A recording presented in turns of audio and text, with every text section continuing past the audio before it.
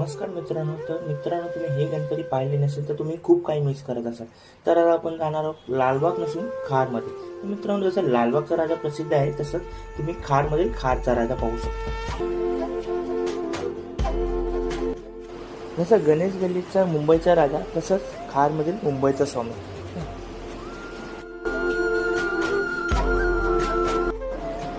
चिंचपोकळीचा चिंतामणी जसं प्रसिद्ध आहे तसंच आता आपण आलो आहे खारचा चिंतामणी. मग चला. शेंदुराची कंठी झळके माळ मुक्ता फळाची. जय देव जय देव जय देव जय देव जय मंगल मूर्ती हो श्री मंगल मूर्ती. दर्शन मात्रे मानता मनापुरती. जय देव जय देव गजानन. गोड